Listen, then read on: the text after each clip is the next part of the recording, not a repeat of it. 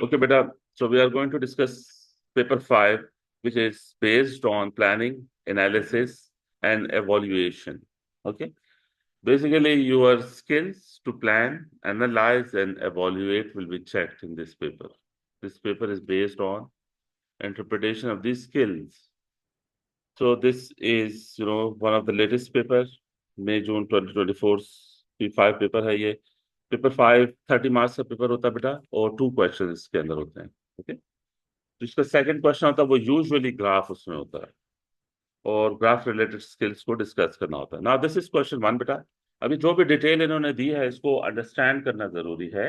सारा इसको रीड करके थॉरली इसको अंडरस्टैंड करने की कोशिश करें कि क्या क्या कह रहा है, तब आप क्वेश्चंस को अच्छी तरह अप्लाई कर सकेंगे.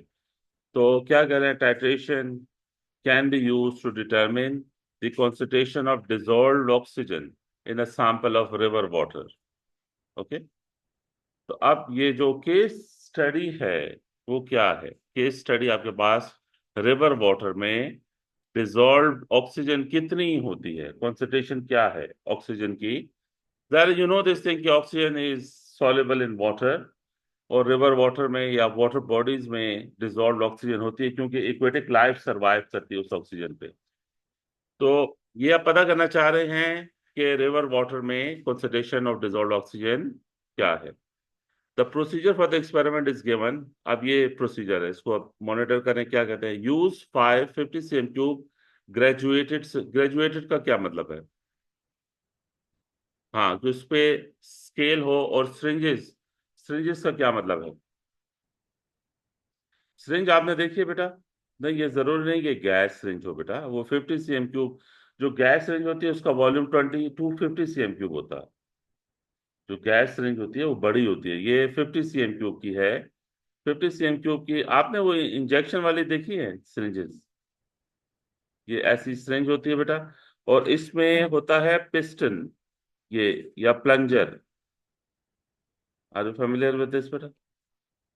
ये प्लंजर इसका खींचे तो ये the liquid is sucked in. इसमें आप लिक्विड फिल कर सकते हो. कि और ये ग्रेजुएटेड है. ग्रेजुएटेड का क्या मतलब है? यहाँ पे मार्किंग है इसकी.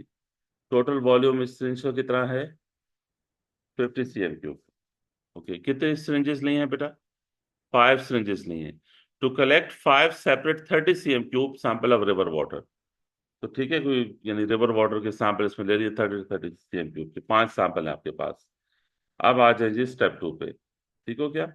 ये पहला स्टेप है. इसको जब हम डिटेल केमिस्ट्री पढ़े, एनालिटिकल केमिस्ट्री में, इसको सैम्पलिंग कहते हैं. वो फिर जाते हैं रिवर के पास, फिर सैंपल लेते कैसे हैं, वो अलग एक तफसील है, वो सिलेबस का पार्ट नहीं है कि 5 सैंपल लेने कैसे हैं, किस किस जगह से लेने हैं, किस डेप्थ से लेने हैं, सरफेस से लेने हैं. वो पूरी तफसील यहाँ नहीं है.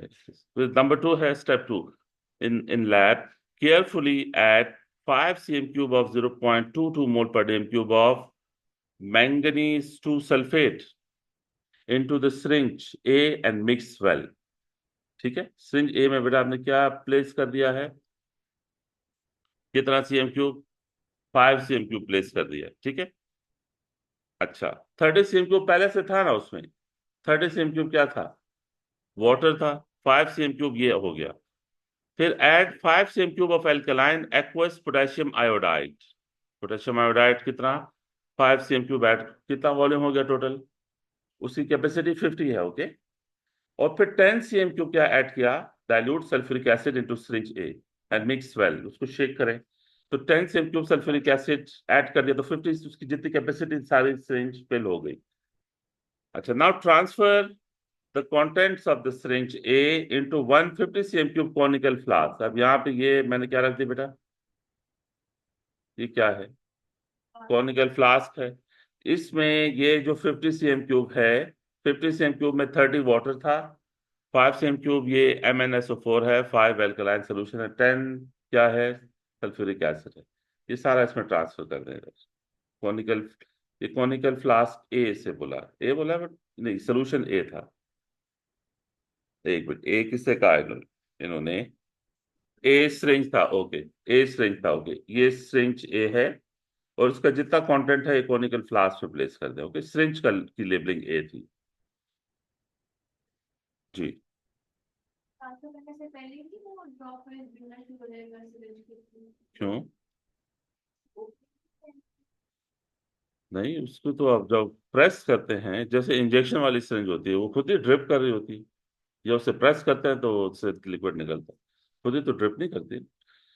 ओके, फिर बेटा किस स्टेप तक पहुंचे हम? ये हो गया step 5। Transfer the content of the syringe A into 150 cm cube conical flask. Rinse syringe A using 10 cm cube distilled water and add washing to the conical flask. ये क्या क्यों कर रहे हैं ये? इसको जब आप प्रेस करेंगे ना इसको, तो ये सारा कंटेंट नीचे आ जाएगा, लेकिन कुछ कंटेंट सिरिंज की वॉल्स के साथ भी तो कनेक्ट हो जाएगा। तो इसलिए आप क्या करें कि डिस्टिल्ड वाटर लें 10 cm क्यूब और उसको रिंस करके वापस ट्रांसफर करें, सो दैट कि जो कंटेंट वॉल्स के साथ कनेक्टेड है वो नीचे आ जाए, डाइल्यूट हो जाए। ओके, वो तो असल में रिवर वाटर में जितनी ऑक्सीजन है उसको इन्वेस्टिगेट करना है। रिवर वाटर में पर्टिकुलर ऑक्सीजन होगी ना, वो ऑक्सीजन तो उधर ही होगी। और ये डिस्टिल्ड वाटर है, डिस्टिल्ड वाटर में ऑक्सीजन नहीं होती, बाकी कोई वाटर ऐड नहीं किया, हम तो ऑक्सीजन को इन्वेस्टिगेट कर रहे हैं। जी, क्वेश्चन है तो पूछो। है क्वेश्चन तो पूछे। अच्छा ओके, चले। क्वेश्चन 6 क्या है? Carry out one accurate titration of all the contents of conical flask. ठीक है, ये जितना भी कंटेंट है इस कोनिकल फ्लास्क में, इस सब की टाइट्रेशन करें। किसके साथ करें बेटा? 0.0020 mole per dm cube of sodium thiosulfate using starch indicator. तो यानी थायोसल्फेट के साथ कॉनिकल फ्लास्क के कंटेंट्स की करें टाइट्रेशन, और स्टार्च इंडिकेटर के साथ। ये स्टेप 6 था, ये आगे इस पर बात करेंगे। Part A. अब repeat step 2 to 6 for samples B and E. आपके पास यानी बी बाकी स्ट्रेंजेस भी तो है ना, तो उन सब में ये सारा प्रोसेस करना है कि पहले क्या करना है, 5 cm क्यूब इतना मैंगनीज सल्फेट ऐड करना है, फिर 5 cm क्यूब एल्कलाइन सोल्यूशन, फिर 10 cm क्यूब सल्फ्यूरिक एसिड, फिर रिंसिंग के लिए डिस्टर्ब वाटर लेना। ठीक है, तो आपके पास 5 सैंपल्स रेडी हो जाएंगे। अच्छा, अब ये क्या कह रहे हैं बेटा? Question A, can you attempt this one? कहते हैं कि जी sodium thiosulphate can be prepared by using this salt. ये सॉल्ट है, और इससे हम एक्वस सोडियम थायोसल्फेट प्रिपेयर कर सकते हैं। Determine the mass in grams of this required to prepare 500 cm cube of इतनी कॉन्सेंट्रेशन का thiosulfate. How we need to do? देखो, आपको ये पता है concentration equals mass moles over volume into 1000। ये मेरे ख्याल में अभी आप करें इसको अटेम्प्ट, इसको जस्ट सॉल्व इट। तो बेटा इससे आपके पास मोल्स किसके बनेंगे? इस फॉर्मूला से आपके पास मोल्स आएंगे कि नहीं? 0.0020 मोल्स, वॉल्यूम आपके पास कितना है? 500 है, इंटू 1000। आप मोल्स पहले निकालें, देखिए क्या मोल्स आते हैं। समवन 0.0010 इतने मोल आ रहे हैं। लेकिन बेटा ये जो मोल्स आ रहे हैं वो इसके आ रहे हैं ना, Na2S2O3 के। तो जितने मोल्स Na2S2O3 के हैं, उतने ही बेटा मोल्स होंगे हाइड्रेटेड सॉल्ट के। Getting this thing? इतने ही मोल्स होंगे हाइड्रेटेड सॉल्ट के। ये थोड़ा यहाँ पे केयरफुल रहें, क्योंकि आपको मैथ्स हाइड्रेटेड सॉल्ट का निकालना। देखो ये हाइड्रेटेड सॉल्ट है ना, तो इससे क्या आपके पास फॉर्म होगा? Anhydrous salt plus 5 water molecules. Does it make sense? तो जो हाइड्रेटेड सॉल्ट है और एनहाइड्रस सॉल्ट, उसमें 1:1 है कि नहीं? तो जो मोल्स आपके पास एनहाइड्रस सॉल्ट के हैं वही मोल हाइड्रेटेड सॉल्ट के होंगे। तो उसी से आप फिर मैथ्स निकालें। मैथ्स कैसे आप कैलकुलेट करेंगे? Moles equals mass over mr. Just solve it and to get what answer you get. Atomic mass sodium का 23 है, सल्फर का 32.1 है, ऑक्सीजन का 16 है। 32.1 है आई गेस। सल्फर इज 32.1 बेटा। मेरे ख्याल में। वैसे 1 मार्क का क्वेश्चन है तो MR इन्हें दे देना चाहिए था।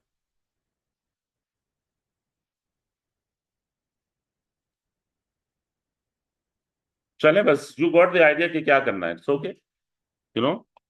चलें बेटा, नेक्स्ट क्वेश्चन पे we will get the maths, okay. जो भी इधर से मैथ्स आता है वो यहाँ पे आप प्लेस कर दें। नेक्स्ट क्वेश्चन देखें। Identify the piece of operators that should be used to prepare 500 cm cube of 0.0020 mole per dm cube sodium thiosulfate after the required mass have been weighed out। Solution कैसे बनाएंगे, किस operator से? देखो ये आपने जो solution बनाया है वो कितना बनाया है? सलाम। सोल्यूशन बेटा कितना बना है? 500 cm cube का सोल्यूशन नहीं बना। तो ये कौन सा ऑपरेटर है जिसमें 500 cm cube सोल्यूशन फॉर्म होगा? बीकर सोल्यूशन बनाने के लिए नहीं होता, बीकर का पर्पस सिर्फ मिक्सिंग होता। कॉनिकल फ्लास्क भी सोल्यूशन पे, वॉल्यूमेट्रिक फ्लास्क बेटा। क्या? Volumetric flask. अब यहां तो इन्होंने ये क्वेश्चन नहीं पूछा, लेकिन और पेपरों में पूछा हुआ है कि ये सोल्यूशन बनेगा कैसे। इधर देखो बेटा, वॉल्यूमेट्रिक फ्लास्क कैसे होगी 500 cm cube वाली? Have you seen? एएस के प्रैक्टिकल्स में आपने देखी थी ना। This flask is volumetric flask. इसमें क्या मिसिंग है? इसमें एक लाइन होती है, एक मार्क होता है। उस मार्क तक जब फिल करेंगे और इसके ऊपर अगर 500 cm cube लिखा हुआ है तो इस मार्क तक वॉल्यूम 500 cm cube है। तो ये वॉल्यूमेट्रिक फ्लास्क है। अब मुझे आप बताओ कि सोल्यूशन बनेगा कैसे, अगर ये आपसे पूछते हैं कि how solution is formed. Sodium thiosulphate था ना, H2O3 था। लेट से इसके x ग्राम्स हैं, उसका सोल्यूशन आपने 500 cm cube में बनाना है, कैसे फॉर्म करेंगे? ये और पेपरों में क्वेश्चन पूछा हुआ, यहाँ नहीं पूछा हुआ, मैं इसको भी एक्सप्लेन कर दूं। एएस में कैसे बनाते थे सोल्यूशन? पानी लेते थे, कौन सा पानी? Tap water, distil water. किस में? बीकर में। बीकर में वाटर लें, ऑब्वियसली वो वाटर आप कम लें, 500 से काफी कम, यानी 100 cm cube वाटर ले लें लेट से। ठीक है, उसमें इस x ग्राम को ऐड कर दें और फिर क्या करें? स्टर करें इसे, स्टर करें और ये सोडियम थायोसल्फेट को इधर ही डिसॉल्व करें, बीकर में डिसॉल्व होगा। क्या इस वॉल्यूमेट्रिक फ्लास्क में स्टरिंग कर सकते हैं? इसकी नेक छोटी सी है, स्टर नहीं कर सकते, मिक्सिंग हो सकती है वॉल्यूमेट्रिक फ्लास्क में। इसकी नेक छोटी है ना, इसमें तो स्टिरर फिक्स ही नहीं होगा। तो इसलिए बीकर की तो माउथ ओपन होता है ना बीकर का, बीकर स्टरिंग के लिए यूज करते हैं। तो ये स्टर करेंगे, सारा डिसॉल्व हो जाएगा। डिसॉल्व होने के बाद इस 100 cm cube को इसमें ऐड कर देंगे। उसके बाद फिर क्या करेंगे? नहीं, फिल नहीं करेंगे, उसके बाद क्या करेंगे? उसके बाद रिंस करेंगे। क्योंकि बीकर का एक दफा जब आप ट्रांसफर करेंगे, क्या सारा कंटेंट ट्रांसफर हो जाएगा? बीकर में कुछ कंटेंट रह जाएगा, कुछ कुछ उसकी वॉल्स पे कनेक्ट हो जाएगा। रिंस कैसे करते हैं? रिंस ऐसे करते हैं, यहाँ आप डिस्टिल्ड वाटर ऐड करेंगे। स्टिरिंग स्टिरर के साथ होता है।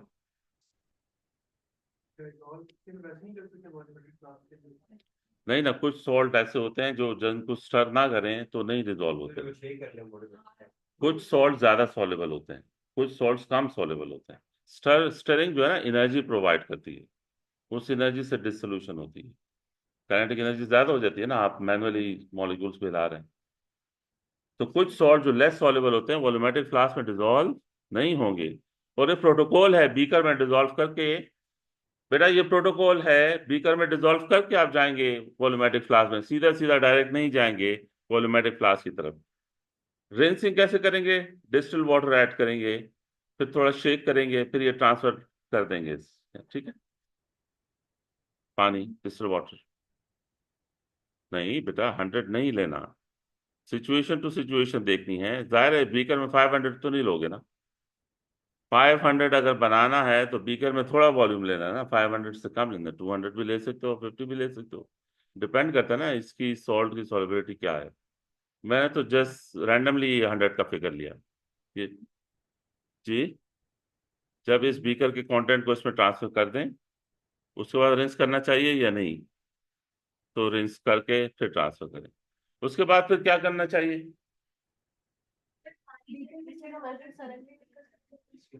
इधर मर्जिंग सिलेंडर की नेक भी छोटी होती है ना, उसमें स्टेयरिंग कैसे करोगे? फनल को भी, उसको स्टेरर को भी, इतनी ज्यादा चीजें फिर लिखते नहीं होती, 2 नंबर का सवाल होता है ना।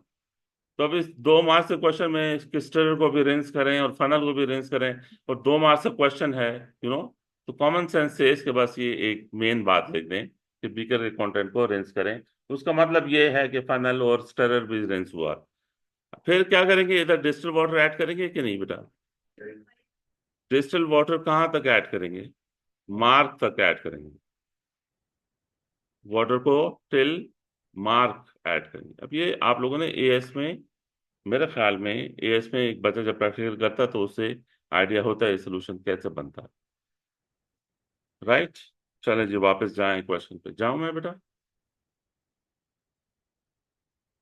वापस वो तो एक क्वेश्चन था, हम इस तरफ आ गए। ओके, हमारा मेन तो ये चल रहा है ना, व्हाट द आइडिया कि वॉल्यूमेट्रिक फ्लास्क में सोल्यूशन बनता कैसे है।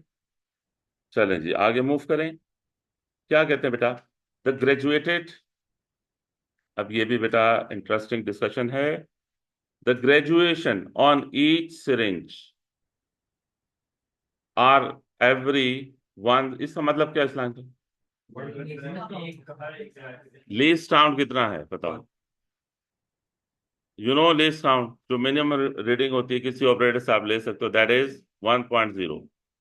सो calculate the percentage error in measurement of 5 cm of alkaline potassium iodide solution in the syringe।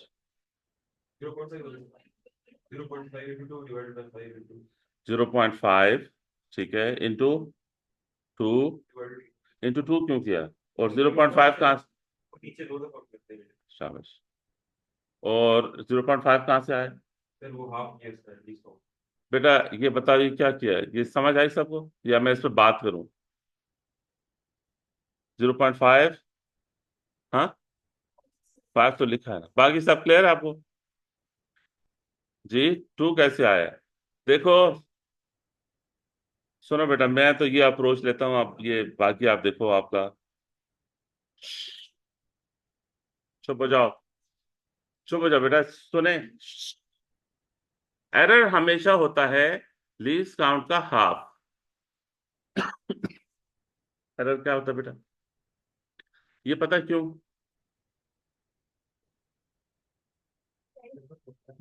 Half of least count क्यों एरर लेते हैं? बोले आप। हाँ वो उसका मतलब क्या, अनसर्टेनिटी?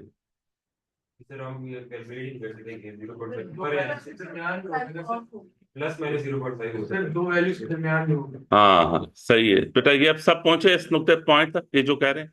ये देखो लेट से अगर ये 0 है, ठीक है, और ये है 1, और ये है 2, और ये है 3, और ये है 4, राइट। अब आप देखो कि अगर जो वो है लिक्विड है वो इस तरह से है, अब 0 और 1 के दरमियान कोई मार्किंग तो नहीं है ना, तो अब ये आपके पास अनसर्टन, आप अनसर्टन हो, इतना तो आप सर्टन हो कि ये नीचे अगर लिक्विड है, तो आप सर्टन कितने हो कि 1, ये यहां तक ये वॉल्यूम, इस पे आप सर्टन हो। इस पार्ट में देखो आप सर्टन नहीं हो, ये वाला। अब ये रीडिंग या आप ऊपर से एरर क्रिएट होगा या नीचे से क्रिएट होगा, तो इसका जो हाफ होगा, ये 1, अगर ये मैं cm³ ले लूं, तो जो गैप है वो कितना है?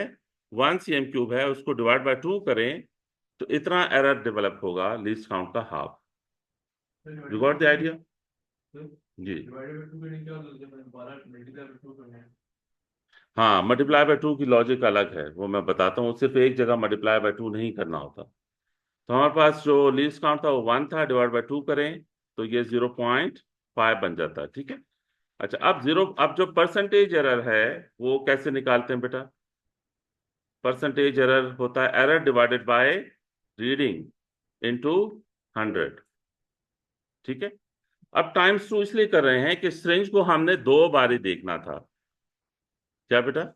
सिरिंज को हम दो बार देखते हैं। इनिशियली देखते हैं कि इसका जो प्लंजर है वो 0 पे है कि नहीं। तो ये जो 0 पे देखने के लिए जब हम इसे देखते हैं तो एरर डेवलप हो जाता है। और फाइनल रीडिंग जब हमारे पास वॉल्यूम आता है, दोबारा हम सिरिंज को देखते हैं तो दूसरी बारी एरर डेवलप होता है। तो एरर 2 दफा डेवलप हुआ, इसलिए टाइम्स 2 करते हैं। गॉट द आइडिया कि टाइम्स 2 क्यों है। अब आपको याद है ब्यूरेट के लिए क्या करोगे आप। ब्यूरेट का लीस्ट काउंट क्या है?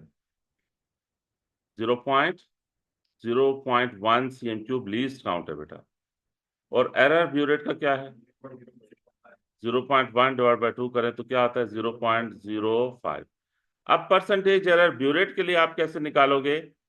0.05 टाइम्स 2, क्योंकि ब्यूरेट को आप 2 दफा देखते हो ना, initial burette reading and final burette reading, divide by जो भी रीडिंग होगी इनटू 100। लेकिन ये बात क्या आपको पता है कि जब आप पिपेट का परसेंटेज एरर निकालते हो, यू नो दिस थिंग बेटा, पिपेट का जब आप परसेंटेज एरर निकालते हो तो पिपेट का जो एरर है वो गिवन होता है। वो आपको रट्टा लगाने की जरूरत नहीं, गिवन होगा, ±0.06 होता है। अब आप क्या करोगे पिपेट के लिए? 0.06 divide by reading into 100। Pipette के लिए देखो टाइम्स 2 नहीं किया, क्योंकि पिपेट पे एक ही मार्क है और एक ही दफा आपने पिपेट को देखा। पिपेट के लिए टाइम्स 2 नहीं है, लेकिन ब्यूरेट के लिए टाइम्स 2 है। और ये जो फ्रिंजेस हैं जहां से हम वॉल्यूम देख रहे हैं, इनके लिए टाइम्स 2 है।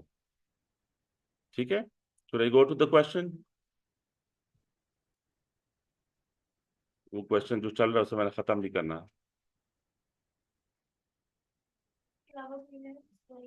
नहीं, बस पिपेट के लिए टाइम्स 2 नहीं करें, बाकी सारे रीडिंग्स में टाइम्स 2 करते हैं। ओके, बैलेंस के लिए भी टाइम्स 2 करेंगे, थर्मोमीटर के लिए भी टाइम्स 2 करते हैं। हाँ, 0 होता है, लेकिन आप देखते तो है ना उसको 0 कंफर्म करने के लिए, देखने पे एरर डेवलप होता है।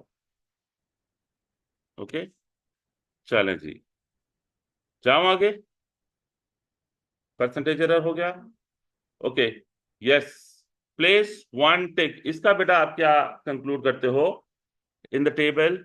If any using larger volume of alkaline. अगर आप लार्जर वॉल्यूम यूज करें, देखें जितना वॉल्यूम ज्यादा होगा, इधर देखें जरा, इस फॉर्मूला को देख रहे हैं, अगर ये वॉल्यूम ज्यादा होगा तो परसेंटेज एरर क्या होगा? कम हो जाएगा। जस्ट यूज कॉमन सेंस, ये इनवर्स प्रोपोर्शनैलिटी में है ना। तो परसेंटेज एरर ज्यादा वॉल्यूम से कम हो जाएगा, लेकिन अनसर्टेनिटी तो डिवाइस के साथ फिक्स है, डिवाइस तो वही है, तो अनसर्टेनिटी पे कोई इफेक्ट नहीं होगा, लेकिन परसेंटेज एरर कम हो जाएगा जितना ज्यादा वॉल्यूम आप ले रहे हो। बेटा सी का आप लोग बताओ क्या आंसर है। The sample in the conical flask and the prepared solution of sodium thiosulfate are provided. Describe the following procedures for the experiment using syringe A. Burette को क्लीन कैसे करना है बेटा? Preparing the clean burette before taking any reading. No, उसको फिर करेंगे distilled water से फिर tap करेंगे। ये ब्यूरेट है बेटा, राइट। अगर इधर 3 मार्क्स का क्वेश्चन होता तो क्या लिखते? अभी 2 मार्क्स का क्वेश्चन है, ठीक है जी। हाँ ठीक है बेटा, ये रूल है कि ब्यूरेट में जो रिएजेंट आपने यूज करना है उसी से ब्यूरेट को रिंस करना होता। जो रिएजेंट ब्यूरेट में यूज करना है उसी से ब्यूरेट को रिंस करना होता है। कॉनिकल फ्लास्क को ऐसे नहीं करना होता। कॉनिकल फ्लास्क को सिर्फ आप वाटर से रिंस कर सकते हैं, रिएजेंट से रिंस नहीं कर सकते। लेकिन ब्यूरेट को उसी रिएजेंट से रिंस करेंगे। रिंस करेंगे इससे, किससे बेटा? Rinse with thiosulphate solution. Thiosulphate reagent है जो ब्यूरेट में रखा हुआ, ब्यूरेट में थायोसल्फेट सॉल्यूशन रखेंगे। बेटा दूसरा मार्क ये है, यहाँ देखें सामने बेटा, देखें इसके जब आप इसको रिंस कर देंगे तो ये भी प्रोटोकॉल है कि इसको इधर से रिंस करना। कुछ बच्चे ब्यूरेट को रिंस करते हैं तो इधर टॉप से ही उसे निकाल देते हैं वॉश बेसिन में, समझ आई? ब्यूरेट को फिल करके और टॉप से निकाल देते हैं। तो प्रोटोकॉल है कि आपने रिंसिंग का जो सोल्यूशन है ना, उसको टॉप से नहीं निकालना, इसे ओपन करना है। क्यों बेटा? क्योंकि ये जगह भी क्लीन करनी है। Getting this point? ये वाला जो पार्ट है इसे भी क्लीन करना है, तो उसके लिए इसे ओपन करें कि ये इधर से इस जेट से निकल आए लिक्विड। ठीक है, ओपन द जेट। क्या बेटा, जेट को ओपन करें कि ये वाला पार्ट भी क्लीन हो जाए। तो दूसरे वे से यानी इस तरफ से इस रिंस कंटेंट को मत निकालें। अगर ये 3 मार्क का होता ना तो फिर आप पहले वाटर से रिंस करते। ठीक है, अगर 3 मार्क का क्वेश्चन होता तो फिर वाटर से रिंस कर लेते, वाटर से रिंसिंग हो जाती, फिर रिएजेंट जो बिरट में है उससे रिंसिंग हो जाती, और फिर ये जेट वाली बात होती। ओके,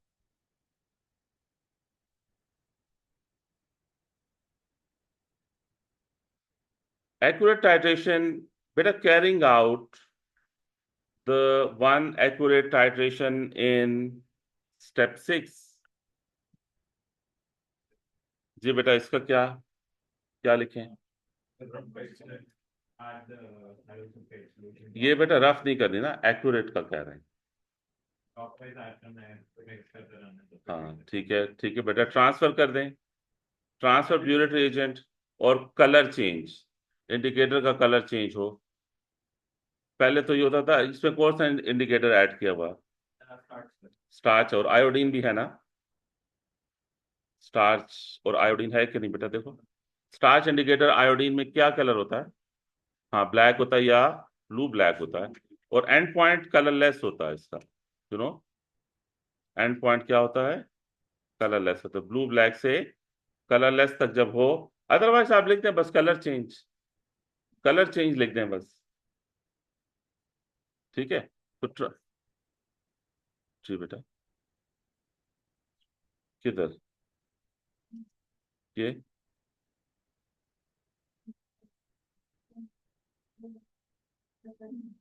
ओके, ट्रांसफर क्या बेटा? थायो सल्फेट सोल्यूशन, और फिर क्या करना है बेटा? Until colour change.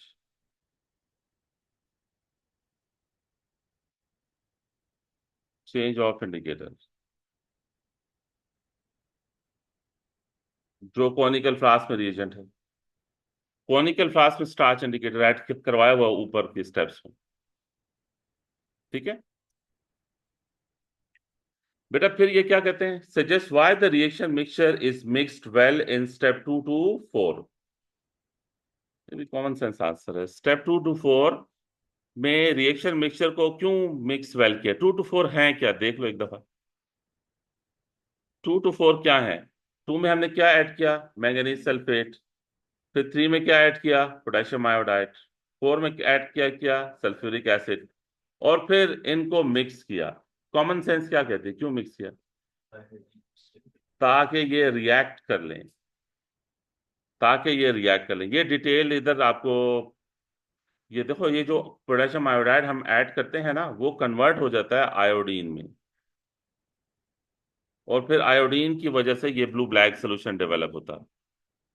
समझ आई? तो अगर ज्यादा डिटेल में जाना चाहते हैं तो लिखें आयोडाइड टर्न्स इनटू आयोडीन, और अगर ज्यादा डिटेल नहीं देना चाहते तो बस सिंपली कह दें so that the reactants react together. ठीक है, ये 2 to 4 में भी एक रिएक्शन होता है कंप्लीशन ऑफ रिएक्शन के लिए, या iodide turns to iodine. Iodide black solution देता है iodine। आयोडीन देता है, आयोडाइड नहीं देता। Draw a table for the recording of the titration results. Table बनाए जी, क्या क्या लिखूं मैं, बोले? फाइनल फाइनल प्यूरिट रीडिंग, यूनिट लिखना। ओके, पर सीएम क्यूब, फिर इनिशियल प्यूरिट रीडिंग पर सीएम क्यूब, फिर टाइट्रेट यूज या वॉल्यूम यूज। ठीक है, पर सीएम क्यूब। और फिर बेटा इधर क्या लिखे हूँ? व्हाट शुड आई राइट है? ए, बी, सी, डी और ई। ठीक हो गया? चले जी। नहीं वैल्यूज है नहीं ना, कहाँ से लाऊं मैं वैल्यूज? नहीं सपोज वैल्यूज ना लिखें, आपको वैल्यूज है नहीं, वो दो 2 मार्क्स है तो टेबल के हैं मार्क्स। ओके, वैल्यूज हो तो लिखें, नहीं है इधर वैल्यूज तो किधर से लाएं वैल्यूज? बेटा फिर क्या F, the overall reaction taking place, ये रिएक्शन है। इसमें बताओ ऑक्सीजन और थायोसल्फेट के कितने मोल्स, मोल रेशो क्या है? मकसद तो ऑक्सीजन की कॉन्सेंट्रेशन कैलकुलेट करना था ना। अब हम आ गए अपने मेन पॉइंट पे। तो student carries out the experiment. ये बेटा टाइटर वॉल्यूम है, ये वॉल्यूम इसका है H2O3 2 का है। तो कैलकुलेट कॉन्सेंट्रेशन मोल पर डीएम क्यूब, ऑक्सीजन की कॉन्सेंट्रेशन कैलकुलेट कर सकते हो। पहले आपने मोल्स निकालने हैं किसके, H2O3 के।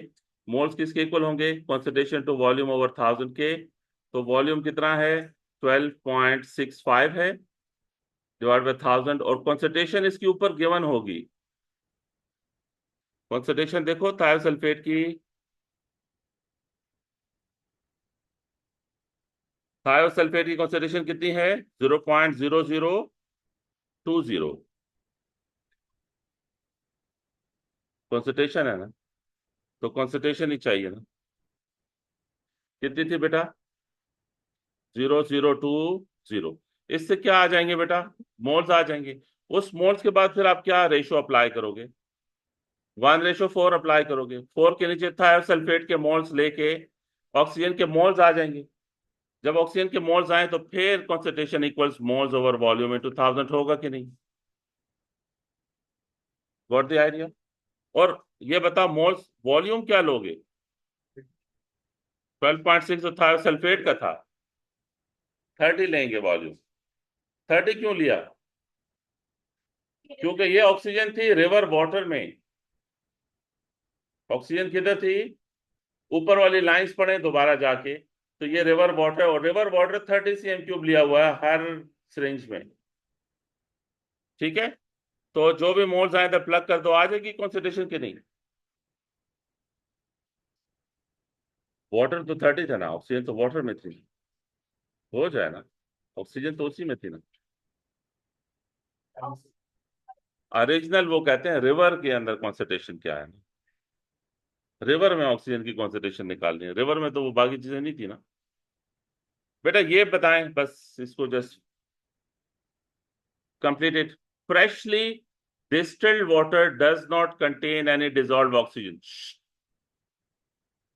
जो डिस्टिल्ड वाटर है उसमें डिजॉल्व ऑक्सीजन नहीं होगी। तो student decides to run the procedure on a sample of freshly distilled water, और फिर ऑक्सीजन की कॉन्सेंट्रेशन उसे मिली इतनी।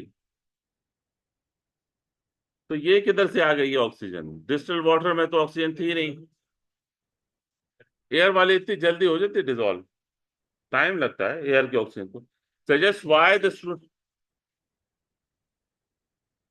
कंटेनर में, हाँ वो तो जब रिएक्शन हो जाता है फिर elements lose their properties. Water में जो ऑक्सीजन है दैट इज डिफरेंट, वाटर तो कंपाउंड है। बेटा इधर देखें, मत लूज करें कॉन्सेंट्रेशन, इधर देखें। ये आंसर आपका इस जगह पे होता है, इधर देखो, आंसर यहाँ पे होता है। यहाँ पे इसको गौर से पढ़ो। क्या आपने ये अल्कलाइन सोल्यूशन ऐड किया था, तो ये एक्वस था कि नहीं, उस एक्वस में डिजॉल्व ऑक्सीजन थी। ठीक है, इसी तरह आपने सल्फ्यूरिक एसिड यूज किया, वो एक्वस था, उस एक्वस में डिजॉल्व ऑक्सीजन थी। ठीक है, अगर आप डिस्टिल वाटर ले भी रहे हो 30 cm³, लेकिन ये जो चीजें आप ऐड करो 3, 4 में, और ये जो आप ऐड करो स्टेप 2 में, इसमें जो एक्वस सोल्यूशन है उसमें डिजॉल्व ऑक्सीजन है। समझ आई? जो दूसरे रिएजेंट ऐड कर रहे हो उसमें ऑक्सीजन है। नहीं हर दफा होता है, दूसरे रिएजेंट से तो नहीं निकाल सकते ना जी। तो oxygen, dissolved oxygen present in reagents added। फिर बेटा ये बताएं, ये आप सजेस्ट करें बेटा। माइनस कर दें बेटा, सब्ट्रैक्शन कर दें। अगर आप फर्दर एक्यूरेसी चाहते हैं तो ये जो आपके पास डिसॉल्व्ड ऑक्सीजन की वैल्यू आ रही है बाकी रिएजेंट्स की, उसको इससे माइनस कर दें। समझ आई? Subtraction from calculated concentration. और लास्ट बेटा बताएं, ये कहते हैं chlorine suggests why this method is unsuitable for samples of tap water that have been purified by adding chlorine, which by chlorination which contains chlorine. Chlorine बेटा iodide से react करता है, you know this thing. Chlorine iodide से react करता है कि नहीं? इसमें हमने KI ऐड किया था ना, ऊपर ऊपर पोटेशियम आयोडाइड ऐड किया था एक स्टेप में, तो आयोडाइड क्लोरीन से रिएक्ट कर जाएगा, बजाय इसके कि जो मेन रिएक्शन हम चाह रहे हैं वो हो chlorine will react with iodide. बेटा क्यों, कैसे पता आपको कि क्लोरीन आयोडाइड से रिएक्ट करता है? क्लोरीन इज मोर रिएक्टिव ना, क्लोरीन विल गेन इलेक्ट्रॉन, तो इसलिए सुटेबल नहीं है उन सैंपल्स के साथ जिसमें क्लोरीन प्रेजेंट हो। ये बेटा इसका था क्वेश्चन 1।